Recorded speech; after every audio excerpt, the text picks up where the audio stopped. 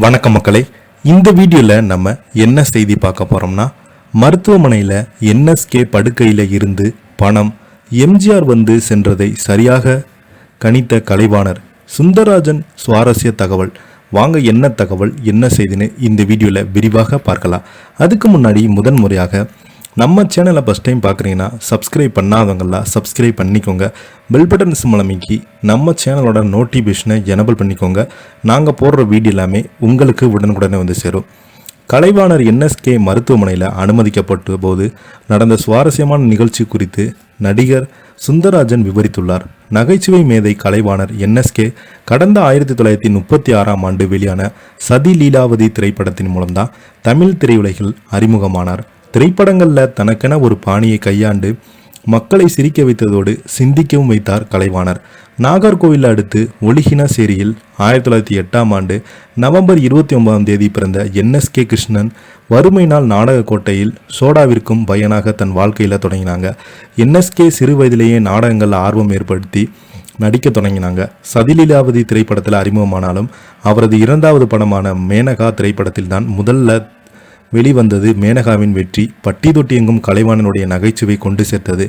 என்னை மனிதாபிமானி என்று யாராவது அழைத்தாங்களா? அதற்கு முழு முதற் காரணமாக கலைவாணர் என்எஸ்கே கிருஷ்ணன் தான் என எம்ஜிஆர் புகழாரப்பட்டார். இந்த நிலையில் கலைவாணர் என்எஸ்கே மருத்துவமனையில் அனுமதிக்கப்பட்ட போது நடந்த சுவாரஸ்யமான நிகழ்ச்சியை நடிகர் சுந்தரராஜன் அவர்கள் விவரித்துள்ளார்.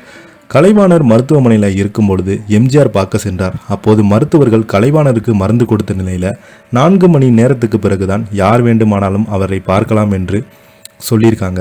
அப்போது எம்ஜிஆர் வந்ததுமே கலைவாணர் மனைவி மதுரம் நான் அவரை எழும்பி கூட்டிருந்தேன். அதற்கு எம்ஜிஆர் வேண்டாம் என சொன்னதுமே கலைவாணர் மனைவி நீங்கள் வந்து சென்றீங்கன்னு தெரிந்தால் கலைவாணர் வேதனைப்படுவார்.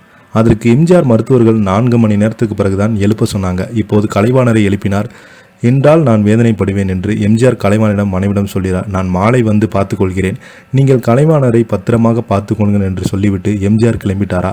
4 மணி நேரத்துக்கு பிறகு கலைவாணர் கண் விழித்ததுமே அவரது மனைவி மதுரம் காப்பி கொடுக்கலாம் என்று சென்றிருக்கிறார். அப்போது கலைவாணர் அவரது மனைவி அழைத்து எம்ஜிஆர் அவர்கள் வந்தார் என்று சொல்லியிருக்கிறாங்க. எம்ஜிஆர் வந்து சொல்ல வேண்டாம் என்று சொன்னதால் தான் மதுரம் இல்லை என்று சொல்லியிருக்கிறாங்க. அப்போது கலைவாணர் இல்லை, எம்ஜிஆர் வந்து சென்றிருக்காங்கன்னு சொல்லியுமே அதற்கு மதுரம் மனைவி நான் சொல்வதில் நம்பிக்கை இல்லையா என்று கேட்டதில்லை என தலைவனுக்கு கீழே 2000 ரூபாய் பணம் உள்ளது, அதனை வைக்கும் தகுதியுள்ள எம்ஜிஆர் தான் என்று சொல்லியிருக்கிறாரு. இப்போ பார்த்தீங்கன்னா இந்த செய்தி சோசியல் மீடியாவில் வைரல் ஆகிட்டு வருது. இதை பற்றி நீங்கள் என்ன கீழே உள்ள கமெண்ட் பாக்ஸில் மறக்காமல் பதிவிடுங்க. இந்த வீடியோ பிடிச்சிருந்தால் லைக் பண்ணுங்கள், ஷேர் பண்ணுங்கள். நன்றி, வணக்கம்.